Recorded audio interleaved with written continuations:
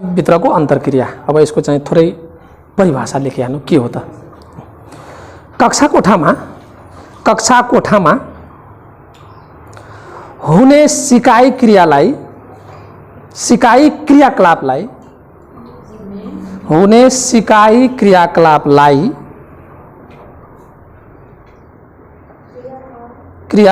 हजुर कक्षा नबोल्नु होला नि, म रिपिट गरिराख्छु कि ध्यान दिएर खालि सुन्नु अनि लेख्नु ल। कक्षा कोठामा हुने सिकाइ क्रियाकलापलाई प्रभावकारी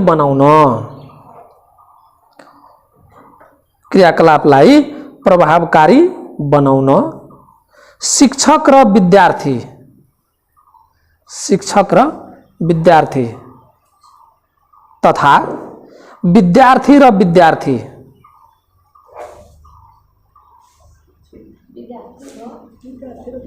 हजुर विद्यार्थी र विद्यार्थी बीच छलफल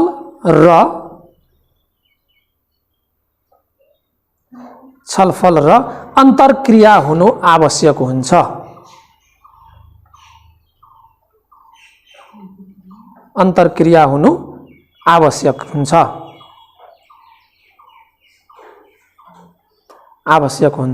पूर्णविराम।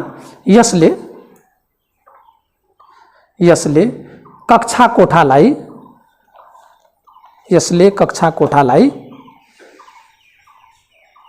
कोठालाई जीवन्त बनाउन सघाउँछ। जीवन्त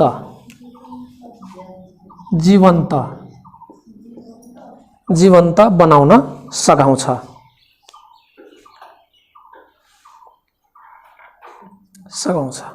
ध्यान दिनु होला, अन्तर्क्रिया भनिरहेछ है। त अन्तर्क्रिया तपाईलाई शिक्षक र विद्यार्थीको बीचमा, दुवैजनाको बीचमा सरसल्लाह, तपाईलाई बात विचारको आदान प्रदान विद्यार्थीमा पनि त हुन्छ नि हो। त्यसरी चाहिँ तपाईलाई शिक्षक र विद्यार्थी बीच र विद्यार्थी र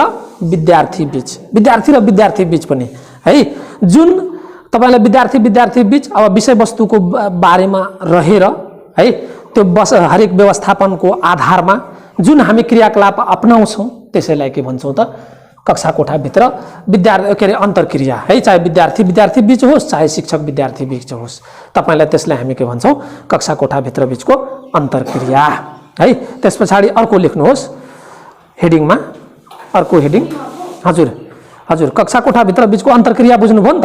अब अन्तर्क्रियामा यहाँ चाहिँ विद्यार्थी बीच पनि हुन सक्छ, शिक्षक विद्यार्थीको बीचमा पनि हुन सक्छ।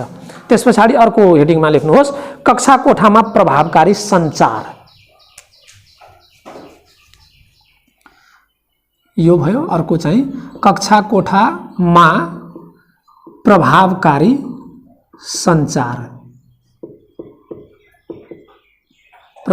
सञ्चार ल हेडिङ।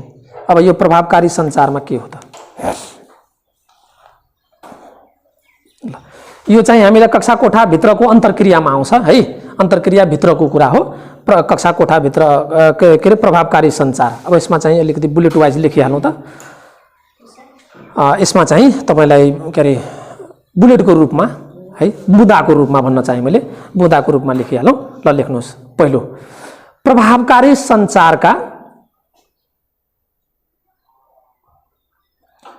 सञ्चारको लागि जसरी हामीलाई के हुन्छ त, अन्तर्क्रिया गर्नको लागि, छलफल गर्नको लागि त सबभन्दा पहिले के हुनु पर्यो त, विद्यार्थीले राम्ररी बुझ्नु पर्यो, सुन्नु पर्यो र हामीले राम्रो कुरा दिनु पर्यो, विद्यार्थीले पनि लिन सक्नु पर्यो। त्यसलाई हामी अब प्रभावकारी सञ्चारको लागि ध्यान दिनु होला।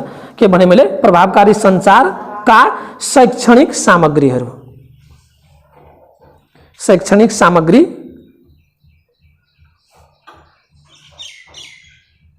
सामग्री कोष्टमा ब्याकेटमा चाहिँ ठोस, अर्धठोस, सांकेतिक,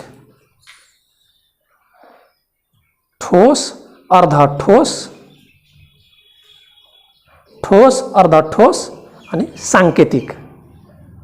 अघि भनेकै हो मैले हैन, सांकेतिकहरूको कोष्ट बन्द गरेर हरूको कोष्ट बन्द गरेर अरू लेख्नु होला। मतलब शैक्षिक सामग्रीहरूको भन्न चाहेको मैले कि त शैक्षिक सामग्री के त कस्तो कस्तो त तपाईलाई ठोस भइहाल्यो, अर्ध ठोस भइहाल्यो, त्यस पछाडि सांकेतिक भइहाल्यो। बुझ्नुभयो नि? हो, को पहिचान हरूको पहिचान, सांकेतिक सामग्रीहरूको पहिचान भइहाल्यो ल। पहिचान, संकलन, हजुर, संकलन, निर्माण र प्रयोग गरी, संकलन, निर्माण र प्रयोग गरी सिकाइका लागि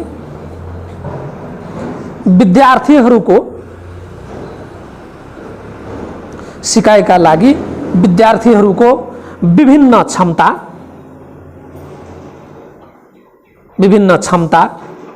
मिश्रित विभिन्न क्षमता मिश्रित लेख्न गाह्रो भयो, श्री के मिश्रित श्र मिश्रित कमा रुचि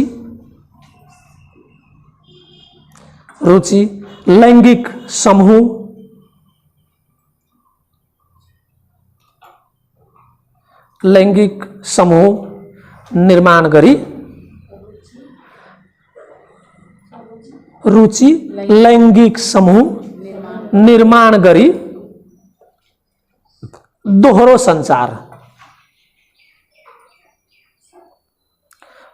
संचार गर्न लगाई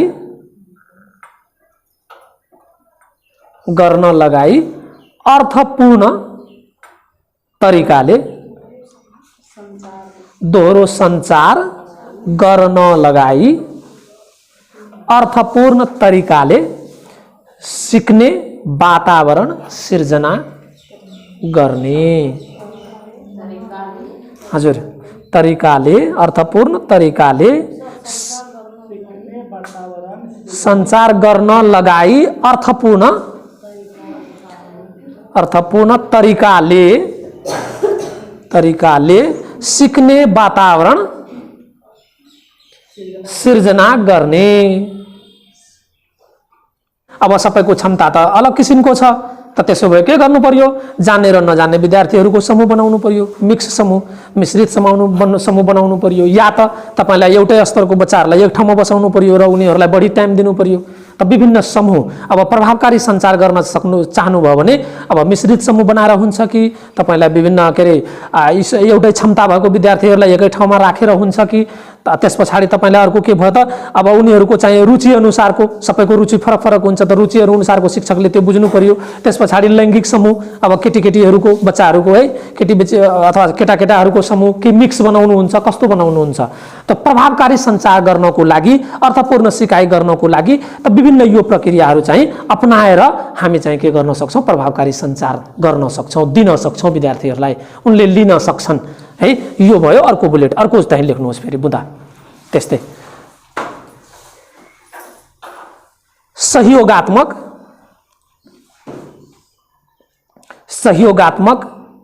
सिकाइ विधिको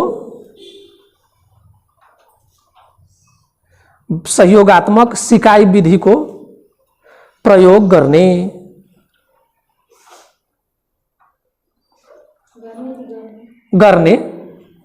संचार गर्नु छ नि त प्रभावकारी, यो टिचरको उसमा छ है, शिक्षकको सिकाइ गर्ने विधिको प्रयोग गर्ने, सिकाइ विधिको प्रयोग गर्ने। अब अर्को लेख्नुहोस्, विद्यार्थीहरूको मातृभाषाको पहिचान गरी,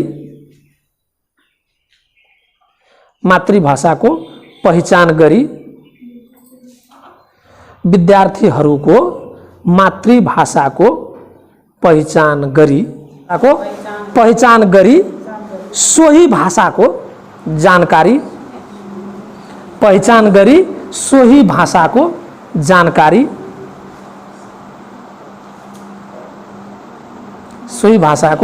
जानकारी, कमा सामग्री पहिचान गरी, सोही भाषाको जानकारी कमा सामग्री पहिचान गरी आवश्यकता अनुसार प्रयोग गर्ने।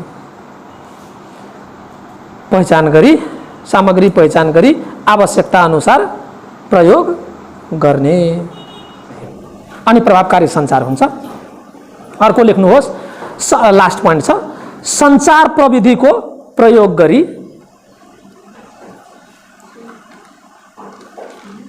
सञ्चार प्रविधिको प्रयोग गरी सञ्चार प्रविधिको प्रयोग गरी सिकाइ क्रियाकलाप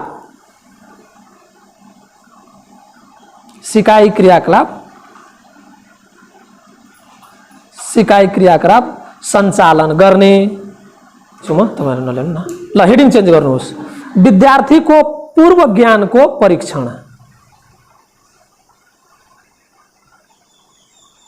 विद्यार्थीको पूर्व ज्ञानको परीक्षण, पूर्व ज्ञानको परीक्षण त के गर्ने त्यसमा चाहिँ लेखौं। बुदागत रूपमा कक्षा कोठामा प्रभावकारी सञ्चार तथा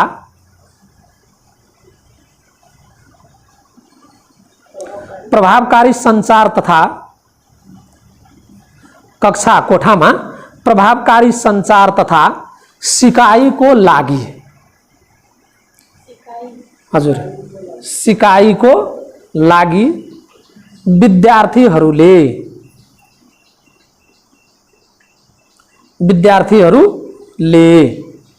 सिक्नुपर्ने विषयवस्तुको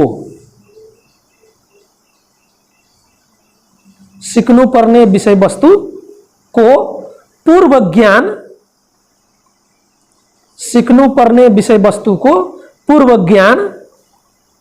पत्ता लगाउनु पर्ने हुन्छ। पूर्व ज्ञान पत्ता लगाउनु पर्ने हुन्छ।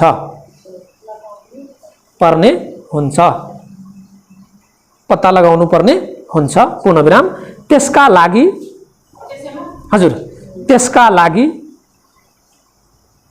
अपनाउन सकिने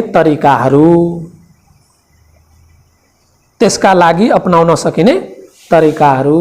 अब पूर्व ज्ञान तपाईलाई जाँच गर्नु छ कक्षामा बच्चाको है। तपाई नयाँ विद्यालयमा जानु भएको छ, नयाँ कक्षामा छिर्नु भयो, अब बच्चाको पूर्व ज्ञान लिनु छ। पहिले उसले के सिकेको छ कि छैन, के गर्ने त अपनाउने तरिकाहरू लेख्नु भयो। ल, अपनाउने तरिकाहरू मध्येमा 1 नम्बरमा लेखौं। अब विषयवस्तुसँग बुलेट वाइज लेख्दैछौँ, बुदाम लेख्नु न, नम्बर दिनु खासै जरुरी छैन। विषयवस्तुसँग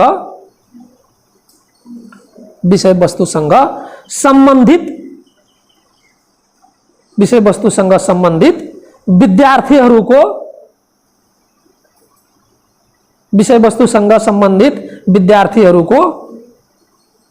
विद्यार्थीहरूको अनुभव आदान प्रदान गर्न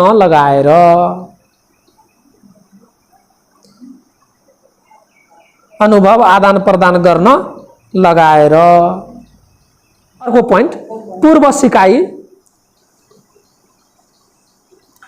सिकाइ अनुभवको लागि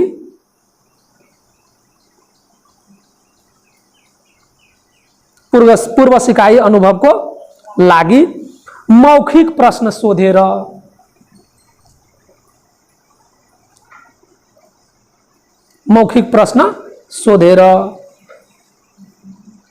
ल, मौखिक रूपमा जुन विषय वस्तु पढाउन जानु भएको छ त्यसको चाहिँ अगाडि कक्षाको मौखिक रूपमा यसरी प्रश्न सोध्ने सम्बन्धित विषयमा जुन हुन्छ। अर्को पोइन्ट ल, लिखित परीक्षा सञ्चालन गरेर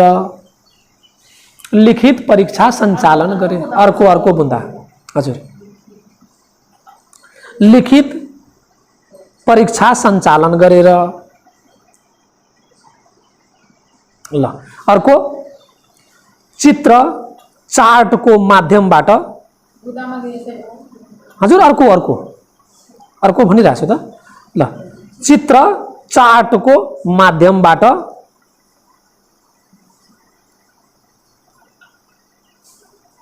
चित्र चार्टको माध्यमबाट आगमन विधि आगमन विधि को प्रयोग गरेर। ल नेक्स्ट लेख्नुहोस्। नेक्स्ट दैनिक जीवनका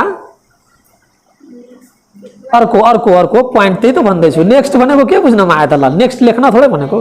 ल दैनिक जीवनका अनुभवहरू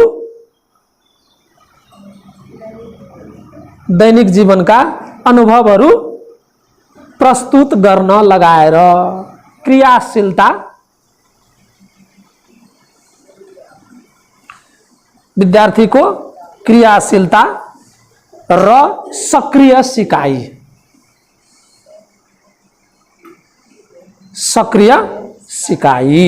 हो। अब विद्यार्थीको क्रियाशीलता र सक्रिय सिकाइको ज्ञान हामीलाई हुनु पर्यो भन्न चाहेको के। ल यसमा लेखौँ त थोरै। सिकाइ क्रिया हैन हैन यसको चाहिँ लेखौँ न बारेमा। सिकाइ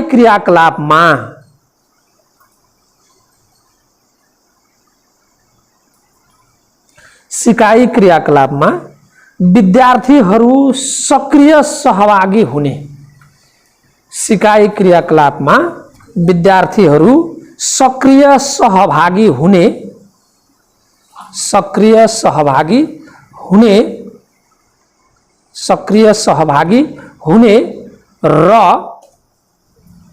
र सिक्न तत्पर हजुर तत्पर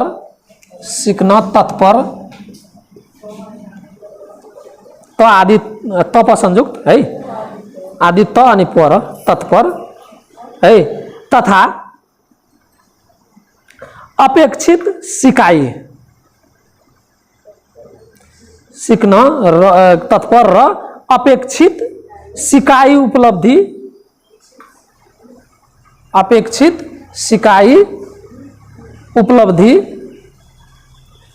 उपलब्धि हासिल गर्न सक्षम हुने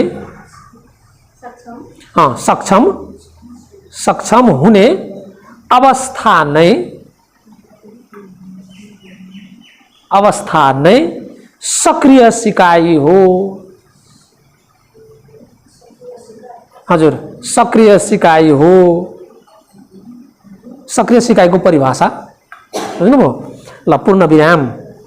अब त्यसमा अझ थपौँ विद्यार्थीहरूलाई त्यस पूर्ण विराम पछि यता सेम लाइनमा लेख्दै जाउँ न। पूर्ण विराम म्याडम सिधा तर्का। ल विद्यार्थीहरूलाई सिकाइमा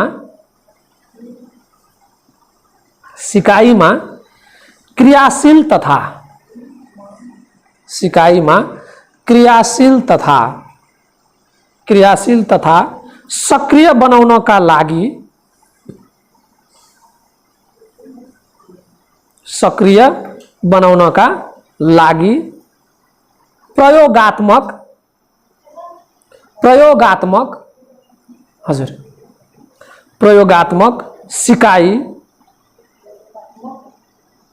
प्रयोगात्मक सिकाइ मतलब प्रयोगमा आधारित सिकाइ कमा परियोजनामा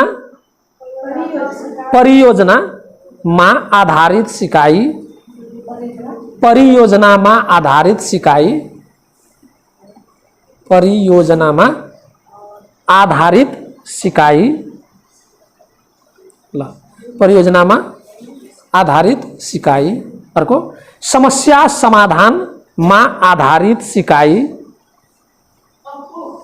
त्यसमै पोइन्टमा लेख्दै जाउँ न कमा दिएर।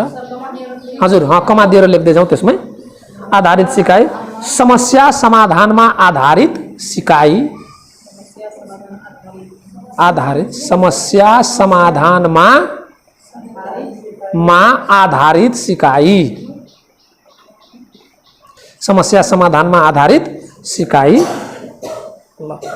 कमा शैक्षिक सामग्रीको पर्याप्त प्रयोग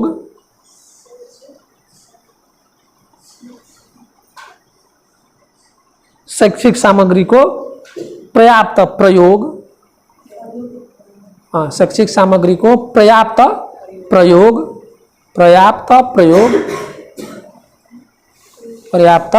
प्रयोग कमा विद्यार्थी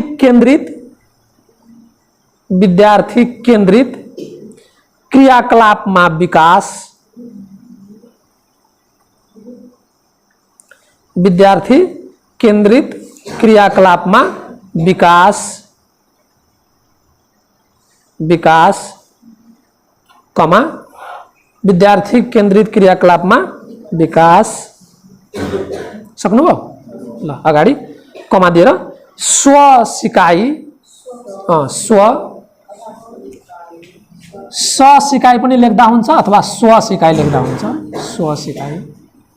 स्व सिकाइ अथवा स सिकाइ पनि हुन्छ एउटै चीज हो ल स सिकाइ स्व सिकाइ भयो स्व सिकाइ कमा समूह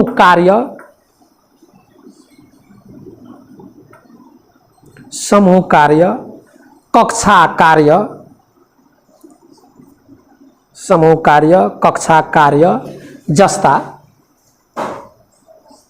जस्ता प्रक्रियाहरू